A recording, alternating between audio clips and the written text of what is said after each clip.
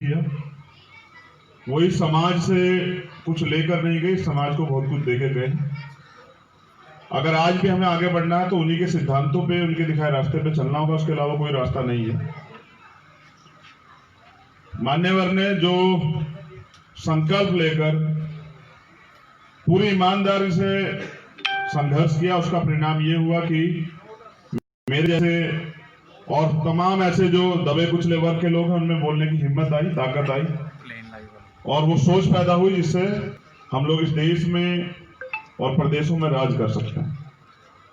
मगर उनका सपना अधूरा है। आज हम लोग संकल्प ले रहे हैं, मैं चाहूंगा सभी संकल्प लें कि पूरी ईमानदारी से पूरे संघर्षशील नेतृत्व को आज्ञाकारी मानते हुए मान्यवर काशीराम साहब को अपना गुरु, अपना आदर्श मानते हुए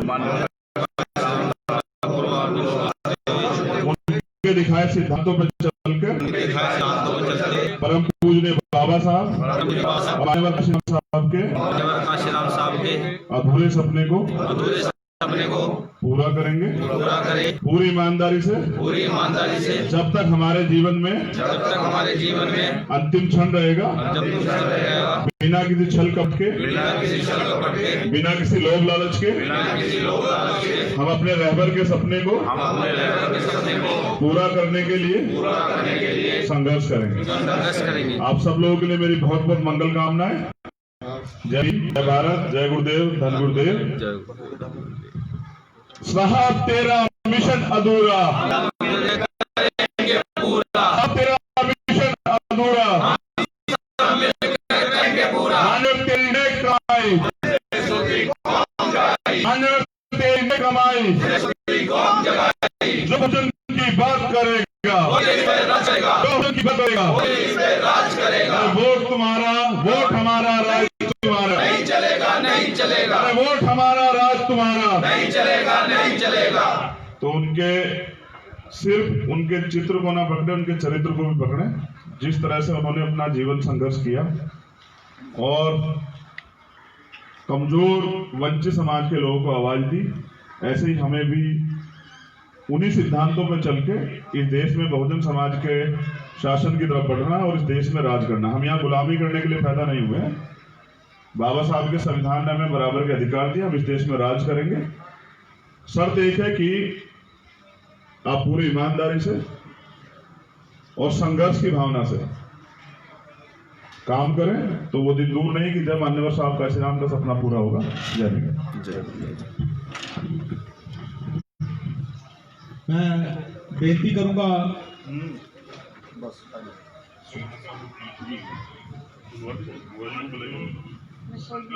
आजाद समाज पार्टी के पोलिटिकल इंचार्ज पंजाब के 2 बारी के विधायक रहे शिकारा राम सोगड़ा जी, मैं रिक्वेस्ट करूंगा अपने शब्दों के फुल पेट करके साहब श्री काशीराम जी 20वीं सदी के लायक बहुजन नायक साहब श्री काशीराम जी, जिन्होंने इस देश के राजनीतिक सनैरियो दे विच, इस देश दे विच राजनीतिक उथल पुथल जिहड़ी आ मचा के रख दी।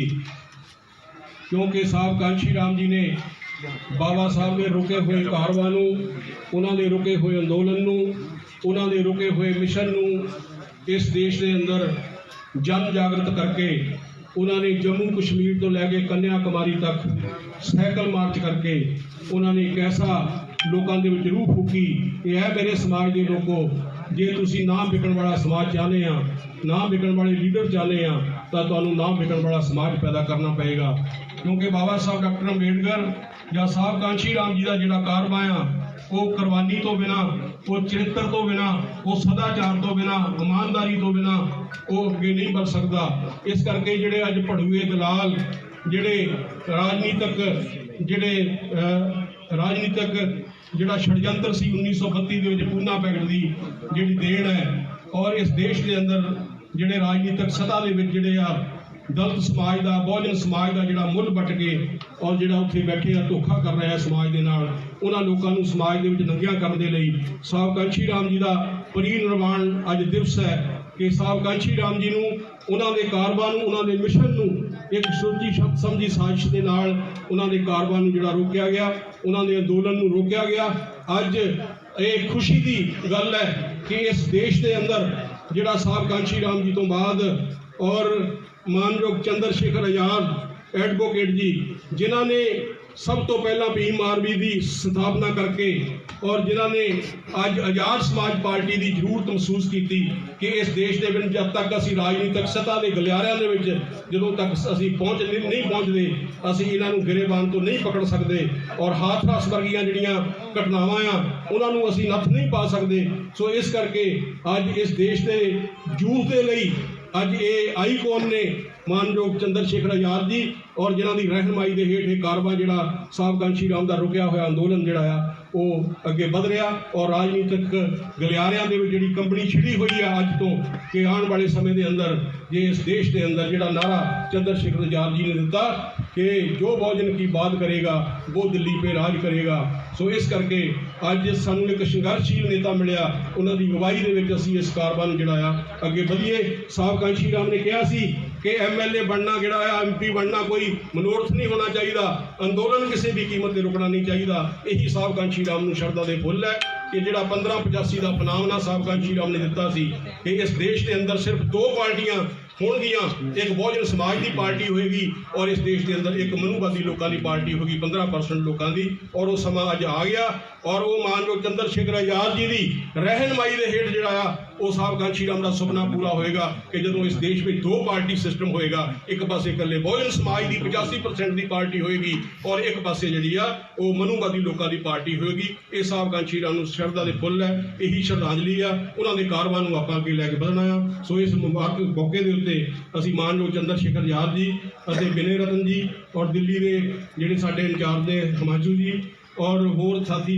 ਜਿਹੜੇ ਆ ਇੱਥੇ ਪਹੁੰਚੇ ਆ ਇਸ ਮੌਕੇ ਦੇ ਮੌਕੇ ਦੇ ਉੱਤੇ ਸਾਰਿਆਂ ਦੇ ਇੱਥੇ ਪਹੁੰਚਣ ਦੇ ਆਪਾਂ ਜੀ ਆਇਆਂ ਕਹਿੰਦੇ ਆ, ਧੰਨਵਾਦ ਕਰਦੇ ਆ ਔਰ ਸਾਹਿਬ ਕਾਂਸ਼ੀ ਰਾਮ ਜੀ ਦਾ ਜਿਹੜਾ ਉਹਨਾਂ ਦਾ ਕਾਰਵਾ ਆ ਉਹਨੂੰ ਅੱਗੇ ਵਧਾਉਣ ਦੇ ਵਿੱਚ ਸਾਹਿਬ ਕਾਂਸ਼ੀ ਰਾਮ ਜੀ ਅਮਰ ਰਹੇ, ਅਮਰ ਰਹੇ, ਅਮਰ ਰਹੇ। ਸਾਡਾ ਰਾਮ ਕਾਂਸ਼ੀ ਰਾਮ, काशी राम साडा राम कांशी राम, काशी राम अभी तो ली अंगड़ाई है, आगे और लड़ाई है। मानयोग चंद्रशेखर आजाद जी जिंदाबाद, जिंदाबाद जिंदाबाद। चंद्रशेखर आजाद जी संघर्ष करो, हम तुम्हारे साथ हैं। विनय रतन जी संघर्ष करो, हम तुम्हारे साथ हैं।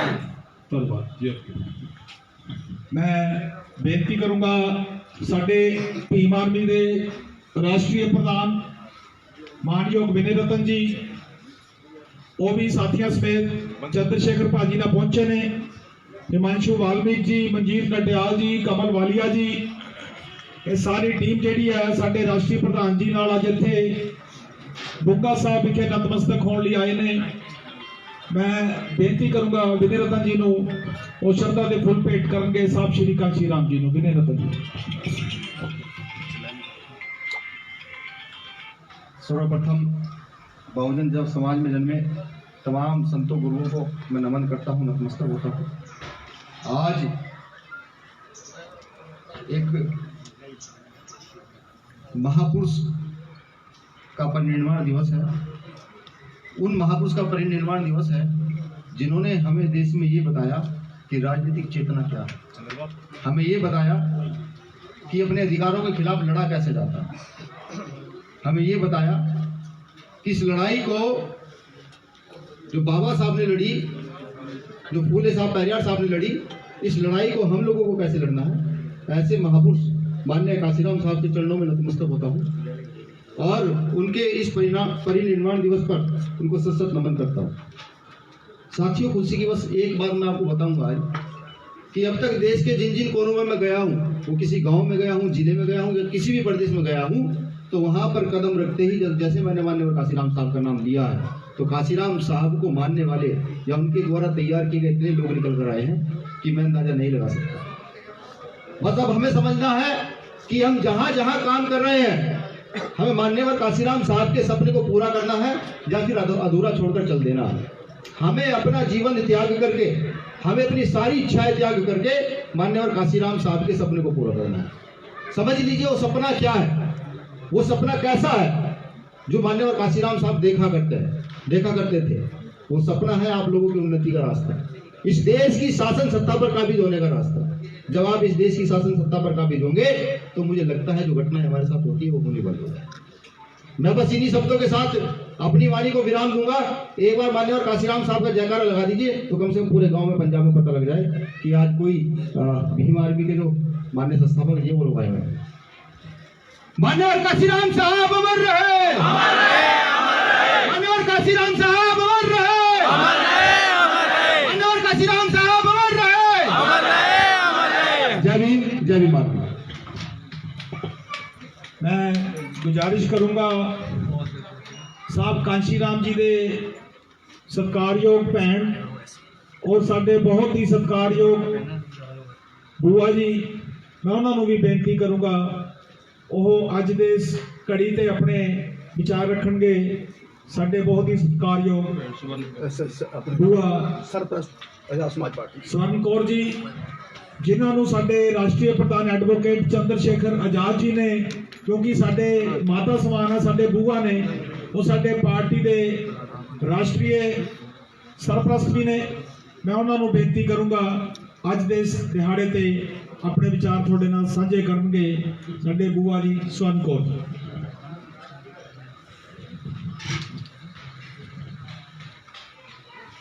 जय भीम, जय कांशी राम। मेरे प्यारे भाइयों बच्चों, ये मैनू थानू देख के बहुत खुशी हुई है कि मेरा वीर जी जिस तरह उसका नाम मटिया है, चलो उसके लाल खड़े हो गए। इस करके अणख गैल काम करना है, कोई दलाली नहीं करनी, इज्जत गल रहना, चंगे काम करना कि मेरे वीर जी का नाम रोशन रहे, कि उसनू दलाली करके उसकी बेइज्जती होगी। कि तुसी अच्छी बात है कि तुसी अगे वधन की गल करते हैं, कि इस करके मैनू बहुत खुशी है तुसी आए हैं। तुहाडा बहुत बहुत धन्यवाद जी आया नू। मेरे वीर जी नू तुसी अज याद करते हैं कि मैनू बहुत देख के खुशी हुई है कि मैं ज़्यादा कुछ बोल नहीं सकती। जय भीम, जय भारत, जय कांशी राम।